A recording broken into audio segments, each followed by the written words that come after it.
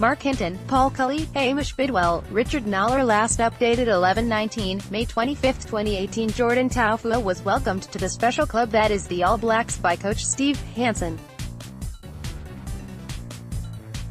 Stuff's rugby writers tackle the burning questions ahead of Week 15 of the Super Rugby season.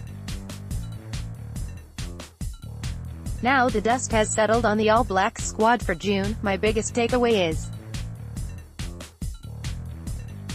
Marc Hinton, that the selectors know what they're doing.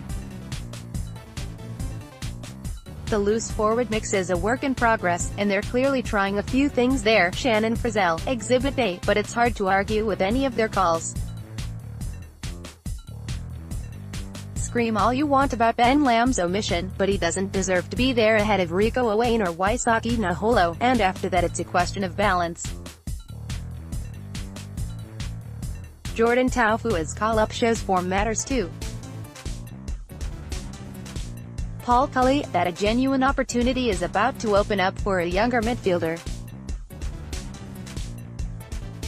You don't name five unless there is a bit of doubt about SBW and Ryan Crotty's ability to make the distance and a desire to see how a Colt such as Jack Goodhue handles the big occasion. Redmore Taufua joints the wounded Franks tried to say sorry Crusaders lose abs duo Laumapees Barrett sandwich Richard KNOWLER, that there's nothing to gripe about. I was pleasantly surprised to see Jordan Taufua finally get whistled up. Not sure about Shannon Frizzell, seems a bit too early to me, but his selection was well signaled in advance. Hamish Bidwell, that I wished all relevant parties had scheduled the season better and the squad naming signaled the start of a lengthy camp and some games. This few days here, few days there business can't be doing much for the players, let alone the All Blacks and Super Rugby coaches. What is it about modern society that we have to opt for the most half-baked, disruptive way to do everything? When did common sense disappear? The Crusaders lost Tim Perry and Jordan Taufua to injuries incurred at the AB's Auckland training camp. Still think they're a fair compromise. Hinton, fair. Hard to say that given the way the Chiefs were compromised for their clash in Durban and now the toll taken on the Crusaders for tonight's high-stakes Hurricanes matchup. Questions must also be asked about two muscle injuries and workload so early in the week. But ultimately it's all about giving the All Blacks the best chance of winning. The calendar demands a price for that. Cully, if life was fair I would have had the sporting talent I thought I deserved. It's not, and these camps aren't fair.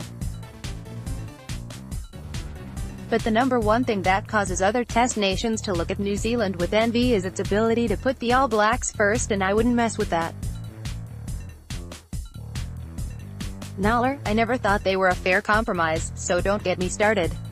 I'm on the record as saying I cannot stand them, and these injuries vindicate that stance.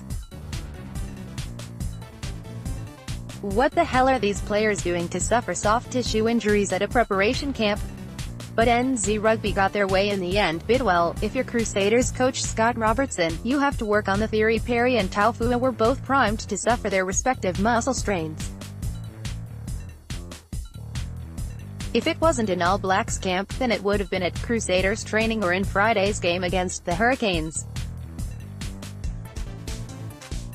The alternative is to go bananas and start bagging Steve Hansen, and that's not a recipe for success in this country.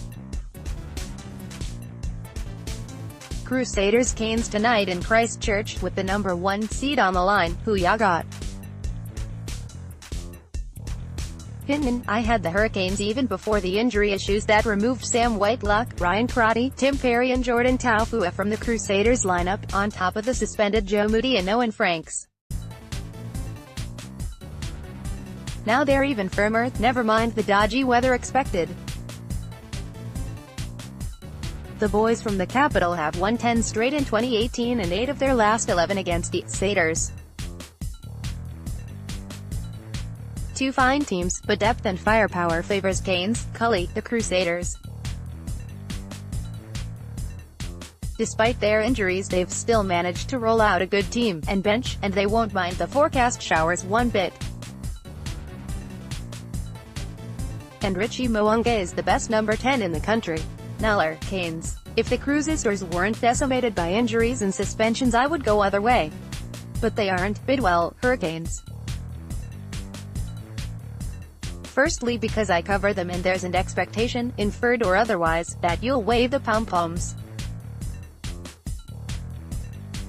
The other is because Perry and Taufua join a lengthening line of injured and suspended players. The Hurricanes have a few out themselves, but retain enough first-stringers to win by 10 to 15 points. The Brumbies' warning declining crowd numbers threatens their existence tells you what. Hinton, that Super Rugby has major problems. Like major. And by extension so does New Zealand Rugby. I'm not sure what's more concerning, the SAFA's gravitation towards the North or Aussie Rugby withering on the vine. Both have the potential to seriously impact the future of our game. Big changes have to be coming soon. CULLY, that Super Rugby is dying in Australia, if it's not already dead. There are some issues specific to Canberra at play, how they would love a stadium like the Needens, but large amounts of rugby fans in Australia are sick of the competition and may never come back. KNOWLER, nothing new. Aussie Rugby is in strife. They are big boys. They must find solutions. Bidwell, that the people who have run rugby in Australia since 2003 have done a poor job. That year's World Cup there ought to have been money, interest and opportunity to build player depth, and yet they're all sitting around obsessing over Quade Cooper or moaning about New Zealanders. Seriously? Wake up fellas. Who starts at number 8 against the French on June 9? Taufua, Whitelock or Squire? Hinton, they're leaning towards Squire, but I would leave him at 6. He's their blindside for 2019, so why complicate things for a short-term fix? Besides, it's a good chance to assess options beyond Kieran Reid. I'd throw Jordan Taufua in. Luke Whitelock would be the safe choice, but Taufua on the test stage is an intriguing proposition. Let's find some things out. CULLY, Liam Squire. He really developed into a quality All Black last year and has the skills and dynamism to slot in at the back of the scrum. Luke Whitelock hits like a truck but wouldn't seem to fit in with the attacking game plan the All Blacks have been talking about this week. KNOWLER, Squire, probably. That allows Vaea Fifita or Taufua to start at number 6. Bidwell, I'll take Squire. I don't get the impression they're huge Whitelock enthusiasts, and Taufua is little and hasn't played test rugby before and now has a crip calf. None are massively appealing prospects if I'm honest, and I'd just as soon play Arte Sevilla. Stuff.